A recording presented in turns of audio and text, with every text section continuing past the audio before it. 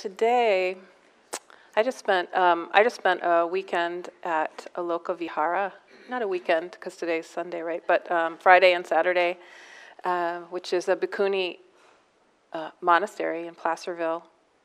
I happened to be on the board there, and I had this plan. I needed to come up. I needed my talk topic ready because I'm coming back Saturday night, and I'm going to come and talk. And I decided that I was going to talk about renunciation, simplicity, the parami of renunciation. Give a sort of a version of some offerings that I've done before. And then I spent, this 2 days with women who are really renouncing, right?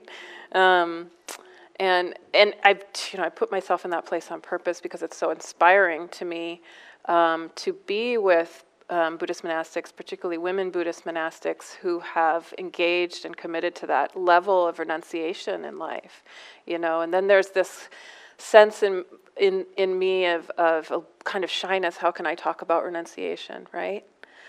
But it's really important. It's a huge, foundational to the practice, right? And so for us as lay people to explore, how can we bring simplicity and renunciation into the practice, and how can we understand it? Because there's a fourfold sangha. I mean, that's part of why I was there. The Buddha developed and wanted to develop this fourfold sangha, and that includes bhikkhunis, bhikkhus, lay women, and lay men. And in this modern world, thankfully, we're also exploring other genders, non-genders, non-binary genders, and there's nothing really that I know of in the Buddhist teachings, and many things that support that exploration of gender expression. So just to recognize that also. But there was a holistic sense of the Sangha, and including lay people who were following a path of simplicity and renunciation. So I just want to explore that today. Yeah, I'm about to. Thanks. Thanks for that. Right. So renunciation can be translated. Well, it's an English word, renunciation. The Pali word is nekkhamma. So renunciation seems like it is kind of almost a little bit obscure or archaic. Maybe that's because in the modern world we're not. It's not something that's so promoted, and it can be thought of as simplicity. It's sort of this kinder, gentler word. You can think of it as letting go, releasing, freeing, or unburdening. And really, it's in relationship to our relationship to greed, hatred, and delusion. It's letting go of that clinging, letting go of greed, wanting things to be different than the way they are, wanting things, and I'm going to explore it a lot more. The whole talk is to really explore what is this renunciation and how can we relate to it. Letting go of hatred, letting go of delusion. So letting go of this aversive, separating, pushing away, anger, all of those kinds of afflictive emotions that can cause harming. And really this is all sort of letting go of harming behavior. So letting go of greed, letting go of hatred, and then letting go of delusion. And in this context, that would be the delusion that would lead to harming maybe ourselves and others, taking things which are impermanent to be permanent. That's the kind of delusion talking about. Taking things that are not self to be self, and taking things that we mistakenly think are satisfactory, but they're actually unsatisfactory. So that's a kind of maybe a technical exploration of renunciation, or what we can think of as simplicity, letting go of these things that bring a lot of harm to ourselves and others over time. And so we have to explore what is harming, what is not harming. And I really want to put renunciation in the context of the other paramis that we can cultivate in our practice. These are all the qualities that can support awakening. And also talk about it. So renunciation is one of the intentions in wise intention. So the second factor of the Noble Eightfold Path. The factors wise intention refer to the intention of harmlessness, the intention of loving kindness, and the intention of renunciation. So I think putting them renunciation in context gives us a sense of how it can be part of a holistic practice. The other paramis are, just to go through them a little, relatively quickly because there are a lot of them: generosity, ethics, wisdom, energy and effort in our practice, patience, truthfulness, determination, loving kindness, and equanimity. And interestingly, I think one of the things I'll try to highlight later is that this the relationship between our renunciation and also this quality of loving kindness that we want to cultivate, and that supports. This is all to support our awakening. Support our awakening. And so that points to the fact that this renunciation is the purpose of, the point of renunciation in all of this is actually to bring us joy and happiness. And this is quite countercultural in the sense that, if we're letting go of some idea that material gain, this greed, that material gain will bring us happiness, we'll actually feel this happiness of letting go of that false idea, right? And in a way, it's what we're renouncing is not so much. It is actually the false idea of what can bring us happiness, and actually living aligned with the truth of impermanence. So there's a great quote in here there's one quote in here that I wanted to give. It's not so much giving up things as accepting that they're actually going away, right? With renunciation, we kind of think that we're letting go of something, but we actually can't hold on to them so much. So Zen master Shunryu Suzuki said, renunciation is not giving up the things of this world, but accepting that they go away. So in that accepting that they go away, there can be this dropping into a sense of happiness, of peace and ease, because there's not that level of clinging to what might be false views of what can bring us happiness. There's this classic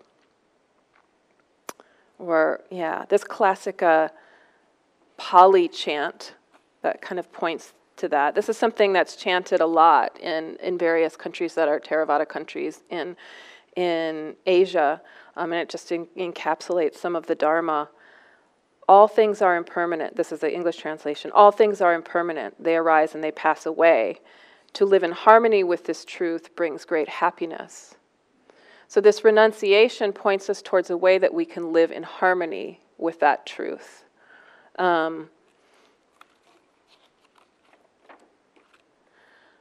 that's that. So my original inspiration for talking about this was getting a little bit more deeply in touch with that. Practicing again with the bhikkhunis, and not just the bhikkhunis at Aloka Vihara, so also a very, she's famous, a very famous nun in the Tibetan tradition, Jetsunma Tenzin Palmo, who had practiced, talk about renunciation, she'd practiced for, I think it's 12 or 13 years in a cave in the Himalayas, in Tibet, alone. And it was extraordinary to practice with her. She was reading from the Therigatha, which is part of the Pali Canon, the Theravada Canon, that the Tibetans also refer to, and the Therigatha is the statements of I can't remember how many there are, but all of the bhikkhunis who were enlightened at the time of the Buddha, and she was teaching that the theme that ran throughout here. Throughout what they were saying was total renunciation. They gave up so much, and at that time, there wasn't the support of the established sangha that they had, and they would go and they would be living in, wearing basically rags. Their robes weren't even to what they would be today if you saw a bhikkhuni. But there was this real renunciation, and the bhikkhunis taught a practice of maranasati, the contemplation of death, to kind of go along to complement what Jetsunma Tenzin Palmo was teaching. And we practice that, and so it's really interesting because a lot of the times we're practicing mindfulness, we're practicing loving kindness, and these are a lot of our core practices. But the Buddha taught many other types of practices, some of them very reflection-based practices. And so Maranasati, this contemplation of the inevitability of death, really was this practice that we did on that retreat. And we just went through reflecting on these three things: the inevitability of death, the uncertainty of the date, time, and location of death, and that everything we have we will relinquish. And so this is the kind of contemplation or kind of sense of alignment or understanding of impermanence that can really support our,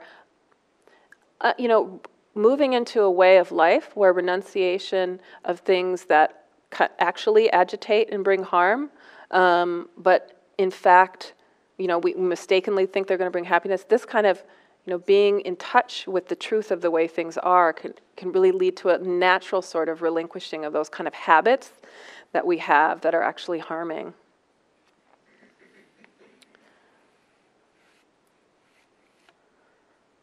So I want to talk about renunciation at various kinds of levels. Because there's actually all these levels of practice that, and it goes down, it from the level of how we're living in our daily busy lives as lay people to how we're practicing on the cushion. And so letting go in daily life there's letting go of sense pleasures.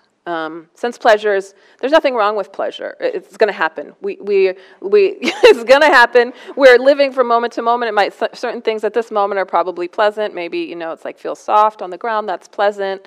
That's going to shift and that's going to go away. But it's letting go of the sort of clinging or craving after sense pleasures. And we can see how this kind of agitates us. And I actually think in this day and age, particularly, maybe in this country, we have a lot to practice with in this area. In terms of, in sense pleasures, many of us feel the agitation of technology a lot. And that actually involves the ways in which our minds are habitually chasing after sense pleasures, kind of over and over and over again, very quickly. The actual technology has been created to tune into that habit of ours. They really have checked out how human beings' minds will follow after little patterns and colors and things like that. And it's really fascinating actually to see in terms of this practice in relationships with technology. When I started assisting on retreats, and more lately on these retreats, we'll have a cell phone renunciation ceremony at the beginning, right? And in the beginning, these cell phone renunciation ceremonies, it was like, okay, 10 people would come up, and it would just be this huge, like, oh, I'm going to renounce my cell phone, and this is my feeling, this is what I'm getting from the crowd. And now, lately, I've seen people come up, and there's huge droves of people, and they're like, oh, I just feel this relief in the room of this knowing of letting go of what's oppressive, really, to the mind. And this I think is something where we can really see how renunciation brings freedom. Because I don't know about you, but when I can just sense sometimes when I'm spinning around on that, there's this level of agitation in the mind. There's almost a sense of being hooked. There's a sense of wanting to be free of it. And I think it's actually one of the best ways that we can see renunciation as lay people is what is our relationship to technology? One thing you can do is try to grayscale your cell phone if you never have, which is you can go into your cell phone settings, take the color out of it. And that takes away a lot of what they've done in technology to kind of hook your mind in that craving pattern. And see, it's hard to get used to. You don't want to look at it and you're like, oh. And it's a little exercise to do, even if you don't stay with the grayscale, to see what's going on there. So And the other thing with sort of technology that I like to bring up that it seems like a lot of people can relate to, it's semi-related to technology, but it's our modern day cycles of some of the that really clearly show the way the mind can get hooked into a line of suffering and then chasing after something, and it can lead to this sense of actually emptiness in a way that's not the emptiness of freedom, but the emptiness of being not in touch with the truth. People have, this is my practice edge too, is online shopping, where you're hooked on looking for the right product, and then there's this feeling when you. This is my experience. Sometimes when I press the buy button, it's like, oh yeah, I'm gonna get something great, and then it arrives, and it's like, whether I'm actually going to use it and it serves the need or whatever I was looking for, it still just has this empty quality to it. And so we can really see how, at times if there can be an interruption of that, a sense more of wisdom in relationship to it, wisdom in the sense of, bringing in the qualities of impermanence, in the sense, the sense of clinging. Am I clinging onto this thing that actually will not bring me this kind of pleasure? And the technology really plays on that habit.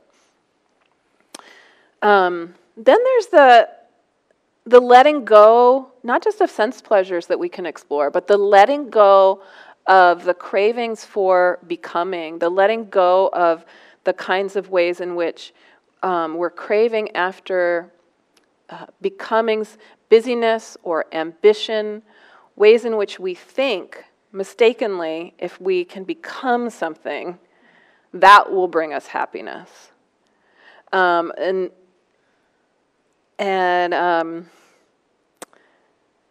It's sort of like many people think, well, if I just get my ducks in a row in terms of, I have this particular thing I need to do. I need to write a book. I need to start this particular blog, or I need to have this particular promotion at work, or I need, and these are all, again, the sense that we have, that we know that actually this, if we get it, it's slipping away, was what can drop us into a sense of renunciation around those senses of becoming. And there's also, we can cling to not only sense pleasures, but we can there's the clinging that we can have to anger or grudges or a sense of wanting vengeance. So that we can actually cling to something so, it's amazing, isn't it? That we can actually cling to something so obviously, if we turn towards it, it's painful and not productive. And what I don't want to do is sugarcoat this, because the process of letting go sometimes of an experience in which we feel that we've been harmed is a tremendous thing. It's just a very challenging area of practice.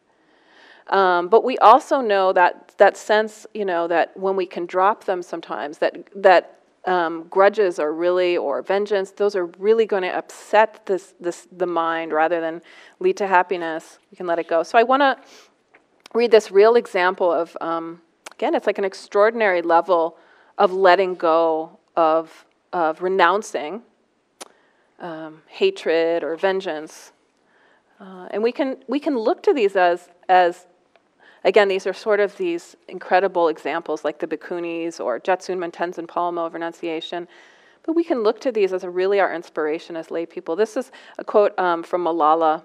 That I think really exemplifies the ability to let go of hatred or vengeance. And Malala, for those who might not know who she is, she had been shot by the Taliban, and she's a she's an activist, an international activist who promotes education for girls and women across the world. And she was shot because she was being educated by the Taliban. And she's been extraordinary in terms of turning that experience into a state of greater empowerment for herself and a state of empowering other girls and women. And this is what she says if the Taliban came back to her. She said, I started thinking about that. She was asked, what if the Taliban came back? I started thinking about that, and I used to think that the Talib would come and he would just kill me. But then I said, if he comes, what would you do, Malala? Then I would reply to myself, Malala, just take a shoe and hit him. But then I said, if you hit a Talib with your shoe, then there would be no difference between you and the Talib. You must not treat others with cruelty and that much harshly. You must fight others, but through peace and through dialogue and through education. Then I said, I will tell him how important education is, and that I even want education for your children as well. And I will tell him, that's what I want to tell you. Now do what you want. That's what I want to tell you. Now do what you want. And in that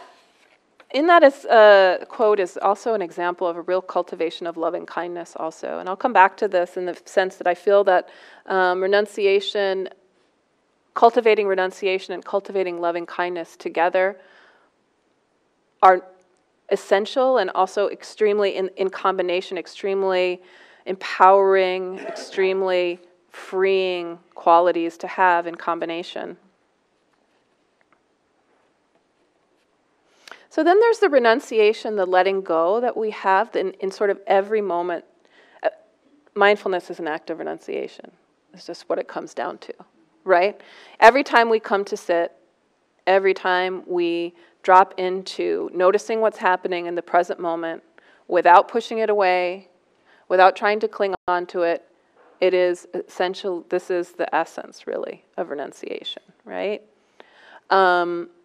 That non-judgmental awareness, that non-judgmental loving awareness of what's happening right here and right now. So there's a certain way in which it's like this word isn't used so much, right? We're talking about renunciation. Someone asks, what's renunciation? It's like, it's right here, right now, right? And even coming here and sitting, often, I mean, you could be doing all kinds of other things. You could be,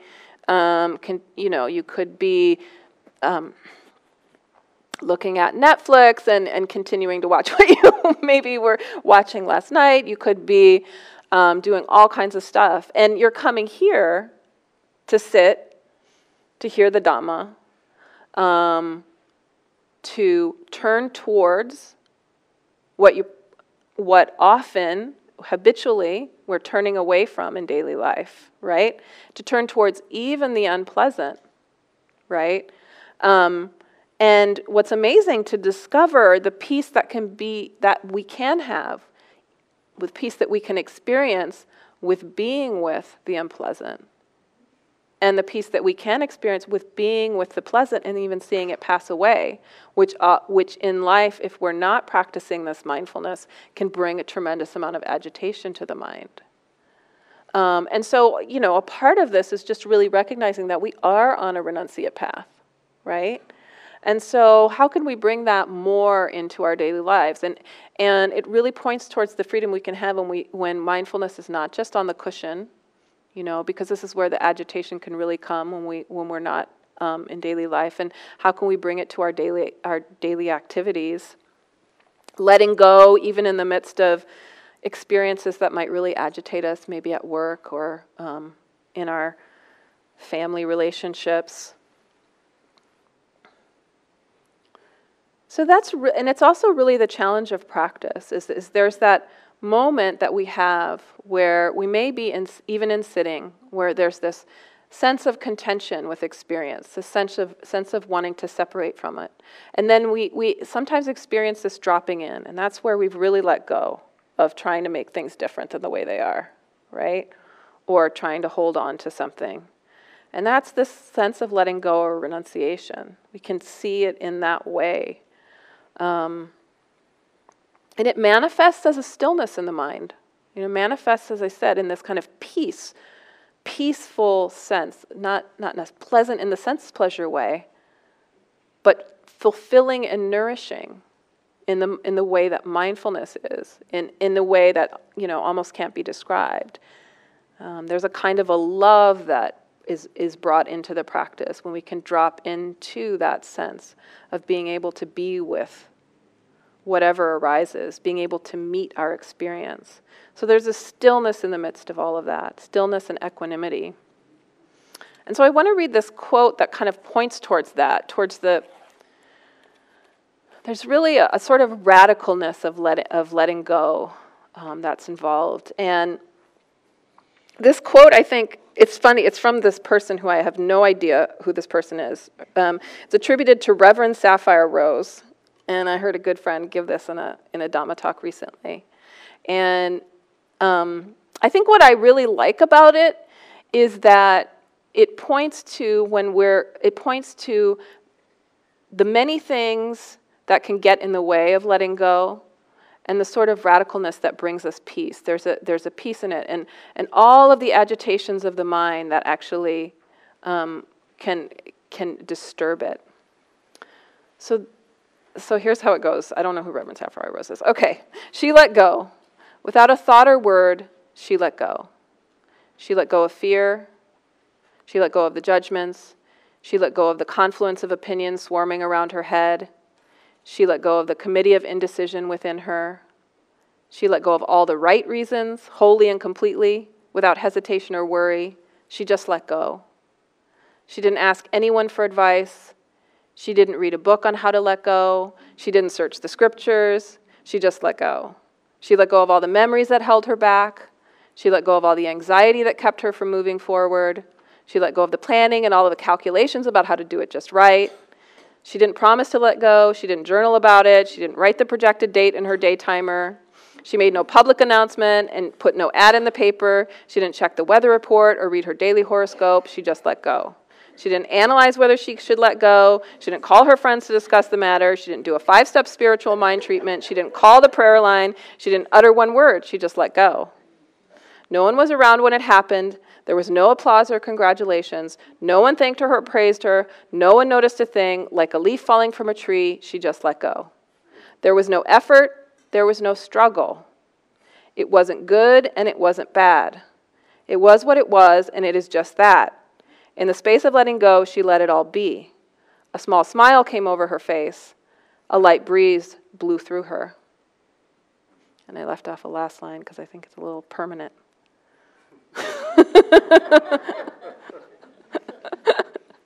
A light breeze blew through her is a good way to end it. Some of the lines that I really love from that: there was no effort, there was no struggle. How much in our practice is there a little bit of efforting or struggling, right? The Buddha, there's this great sutta in which the Buddha is asked, and I'm paraphrasing now, how he crossed the flood. Yeah, how he crossed the flood of suffering, defilements, can be thought of greed, hatred, and delusion. And he said, one translation I think is, by neither hurrying nor tarrying, by neither making too much effort and by neither sort of being complacent or stopping. So there's this line there, and we can look to, where is it that we are efforting, trying to make something happen in our practice, trying to make a person, trying to make a whole, trying to make our practice fit into some kind of grand plan of self-improvement. Self-improvement can be sort of this kind of trap if there's a sense of real clinging to becoming.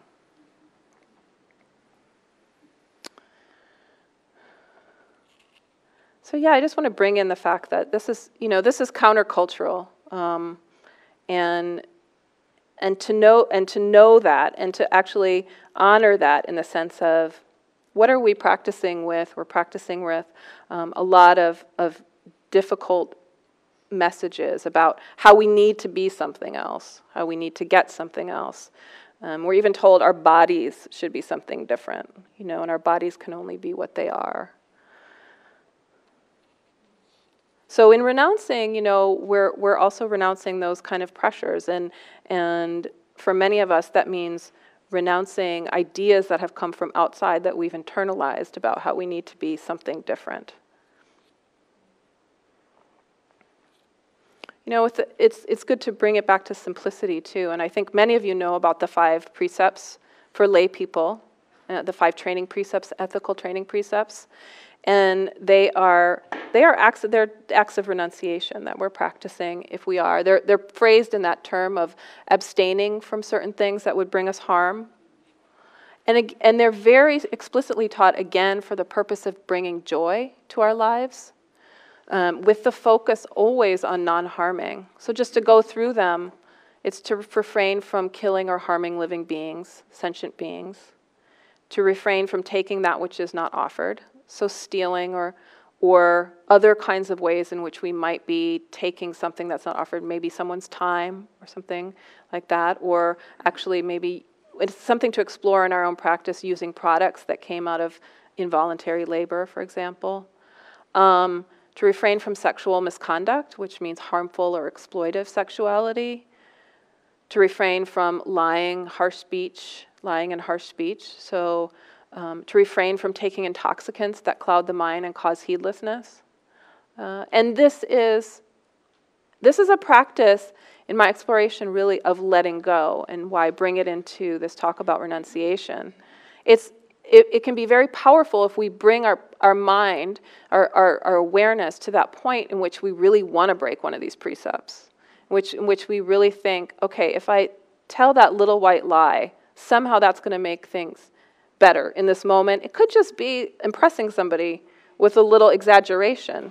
But so interesting to explore how the mind can really think, well, this is so worth it. You know, this is so worth it. If I just am like, I really want to be funny in this context. And so, you know, the mind's come up with this, but there's just a little bit of untruth to it. And really interesting to explore how this is where the craving for becoming comes in, right? Right? What happens if in that moment of like, I'm going to tell this really funny thing, even though it's not true, we just let go and rest into, okay, you know, like I'm not going to be the funny, that person in that moment. And we can kind of do that a little bit over and over again. We can see where actually, you know, we're not creating this. Does peace come to the mind? It's something really to explore. Is there a greater acceptance of exactly of who we are naturally by letting go of that?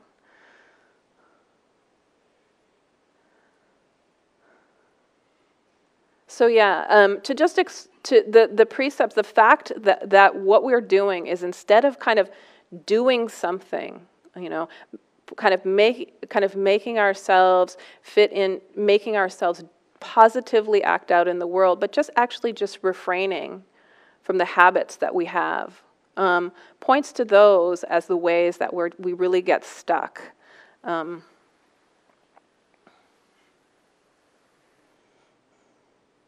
So I want to talk about how renunciation, it's really important to know that renunciation doesn't mean necessarily, although it can mean at certain times, just secluding ourselves and getting away from the world.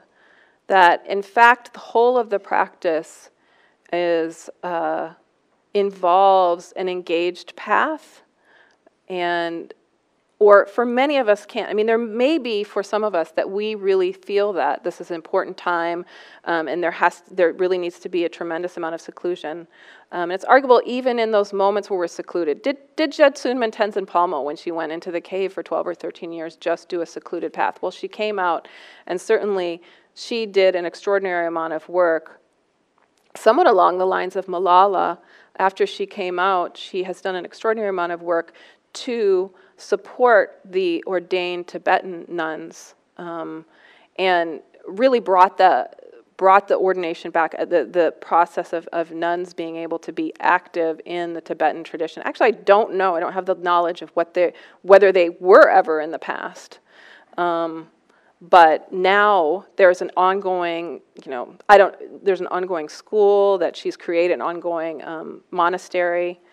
She's done incredible work.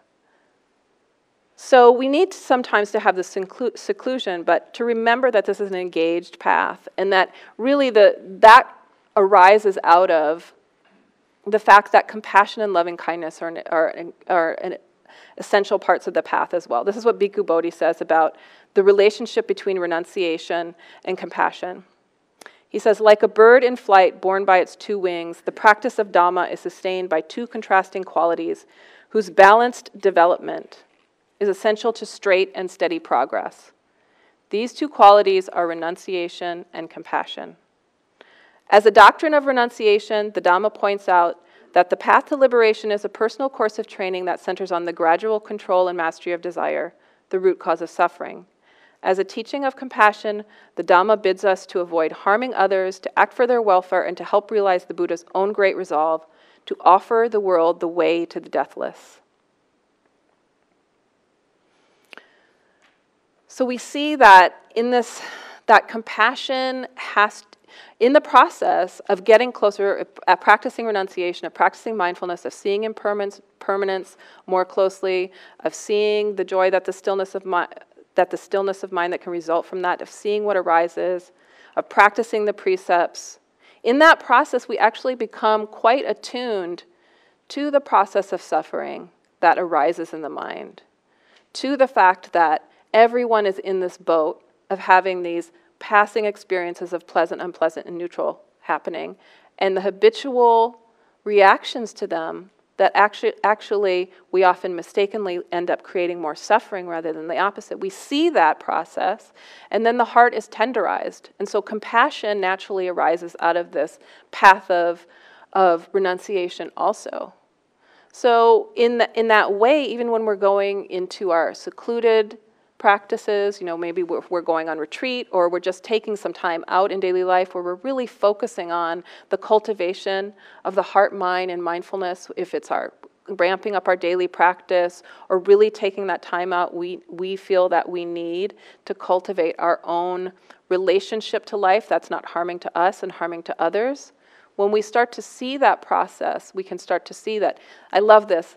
Pascal Auclair, I was on a retreat lately, he said, these things, the afflictive emotions that arise, and the passing, pleasant, unpleasant, and neither, and our relationship to them, these are public domain.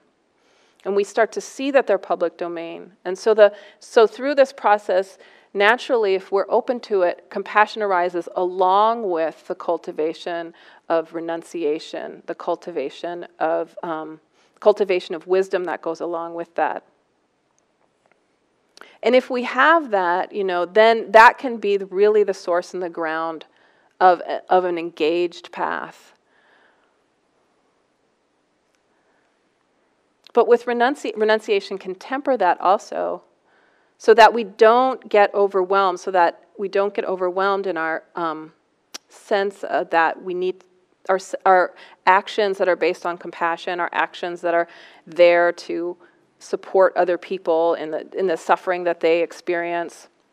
And this is a good quote from Thomas Merton. He's a Christian practitioner, but it's actually pretty famous. He talks about being involved in activism and overwork, and how renunciation, I think, points to how renunciation and compassion can work together to balance out the relationship to those, the engaged path, but the also renunciate path.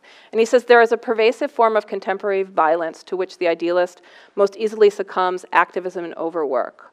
The rush and pressure of modern life are a form, perhaps the most common form, of its innate violence, to allow oneself to be carried away by a multitude of conflicting concerns, to surrender to too many demands, to commit oneself to too many projects. To want to help everyone and everything is to succumb to violence. The frenzy of our activism neutralizes our work for peace, destroys our inner capacity for peace. It destroys the fruitfulness of our own work because it kills the root of inner wisdom, which makes work fruitful. So there's this way in which compassion and renunciation, I think he's really pointing to the fact that we can renounce. There's a way in which renouncing in activism is an important part of the engaged path for people who feel that compassion, that they are working too hard, they're getting burnt out with that engaged path. So I'm going to finish with a little quote by Ajahn Chah, pointing us back to letting go. He wrote, "If you let go a little, you will have a little happiness." Actually, he didn't write it, he said it, I'm sure, because it was in Thai and this is a translation. "If you let go a little, you will have a little happiness. If you let go a lot, you will have a lot of happiness. If you let go completely, you will be completely happy."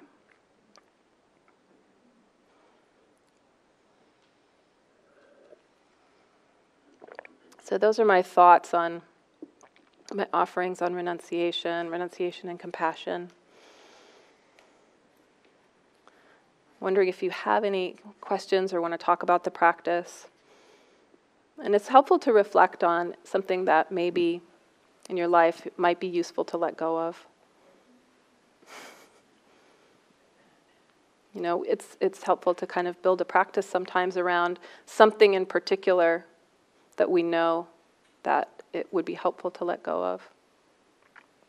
But any questions or comments you have would be welcome. Mm-hmm.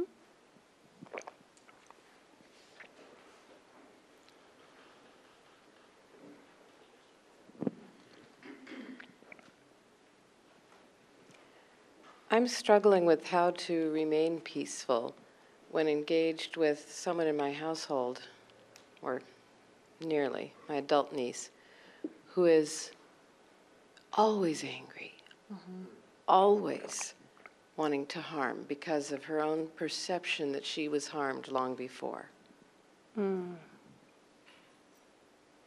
So I think this is good advice that I remember getting, or for me it was good advice that I remember getting in terms of, from other Dharma teachers, in terms of how to practice with family and how to practice with situations where someone's acting in a non-dharmic way, right?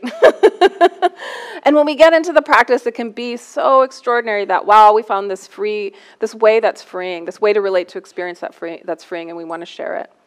And then, of course, the family context is perhaps the hardest in which to practice. I think it was Ram Dass who said, if you think you're awakened, go and spend some time with your family. This, you know, I mean, this is sitting in the fire practice. Yeah, just to name that. So this is just to say to you, this is a hard area of practice. But one of the best ways to maybe approach it is to know that the best thing that we can do with someone who seems to be constantly in a self-destructive pattern is to model as much as we can what freedom looks like, or what happiness, what non-harming behavior looks like, and that oftentimes when we try to, in words or verbally, kind of point that person in the right direction, at least, especially if we do it repetitively, if we're just not looking, it's not coming up really in the right time that we're saying it to them, that can actually lead to it not so fruitful, right? Not so fruitful. And there's a way in which we actually have to, and this is tough with the practice, it teaches us sometimes to have to accept really things that are hard to accept about boundaries and what we can't control. Like, we really can't control.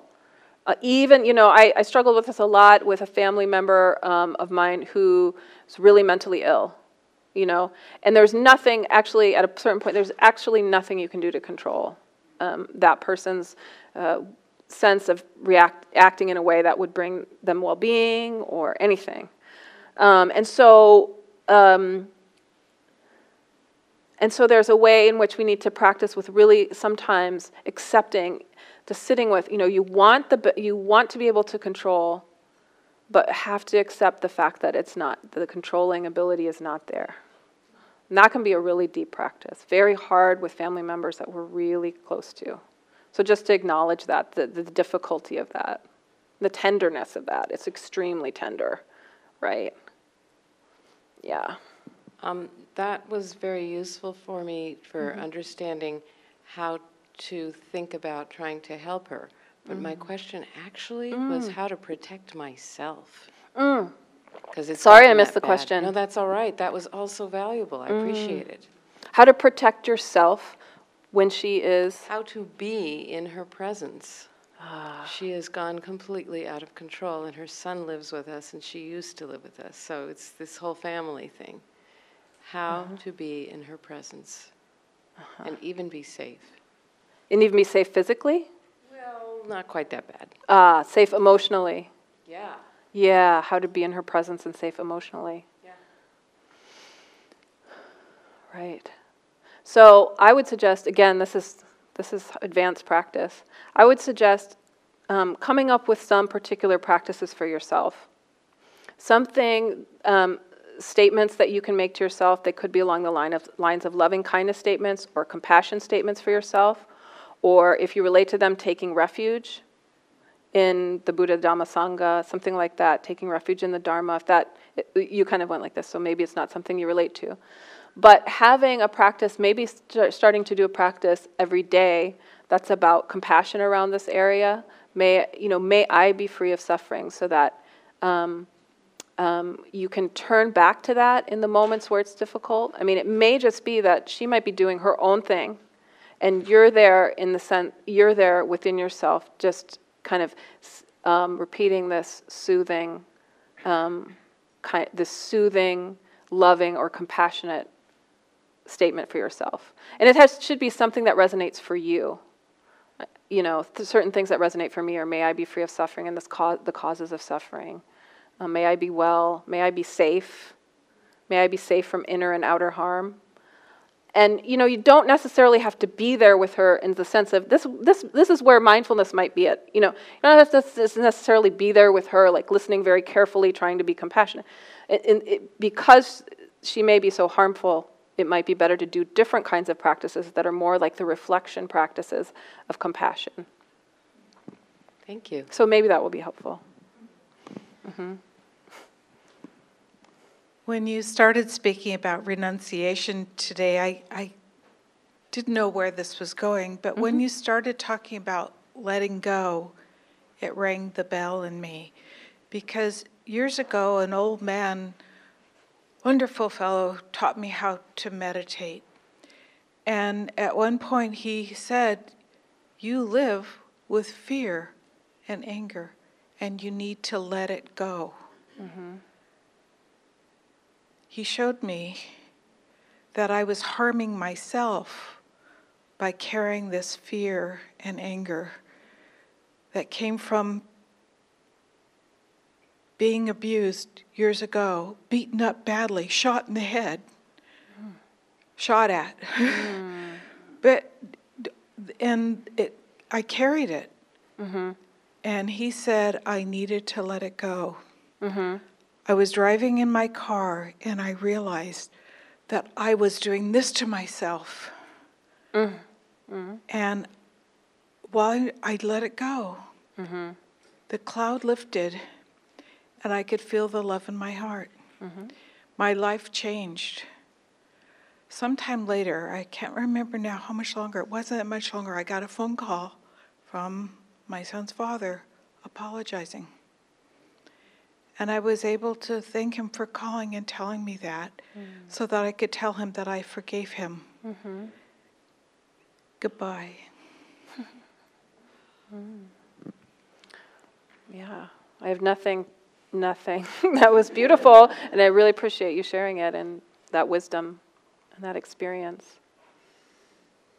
Yeah. And that's a wonderful example of, you seem to have had a great teacher. Mm-hmm. Mm-hmm. And then these words, renunciation, right? It's like finding, some of this is about not necessarily translating from the Pali, but translating into words that make sense to us and resonate with the heart. Yeah. Anybody else with a question or a comment?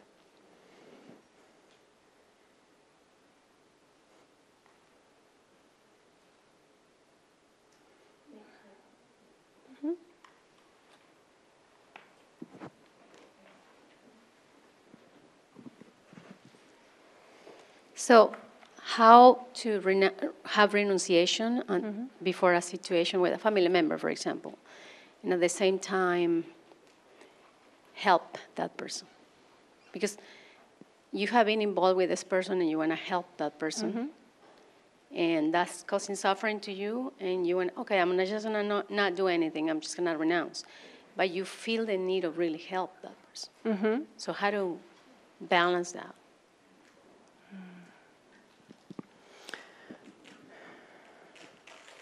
So this is kind of a misunderstanding about renunciation to some degree, that it doesn't involve helping, and that's why I wanted to bring in the aspect of compassion. So the letting go is the sort of the letting go of letting go of the false idea that sort of sense pleasures or becoming will bring us happiness. But in a moment, we'll drop into wisdom about what to do. We're constantly having to decide how to navigate the experiences of life, right? So there may be, though, a sense in the mind that that in relationship to this person, you want to help, but you're not sure how to. And there's maybe this frustration of wanting to help and a sense that you're not letting go. And so I would suggest actually turning towards that experience of like, maybe I'm not letting go here, and there may be some inner turmoil or suffering around that. And notice if there is a sense of clinging or a sense, and actually, if you let go, you may realize that a sense of wisdom actually arises about what to do. Out of that kind of letting go, a natural sense of wisdom can arise, and sometimes decisions, it almost seems like, make themselves. When we let go, we're not letting go of not doing anything.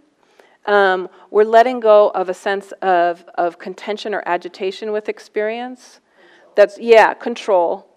But in that process, oftentimes there's just a natural wisdom that arises, and to check that out in your own experience, if there's an area you feel like you're not letting go, just bring the awareness to that and see if I let this agitation go, what naturally arises as a kind of wise way to respond or wise way to act in this context. Does that make sense? Yeah. Okay, so we're at the end of our time, and thank you so much for your attention and for participation. And let us dedicate the merit.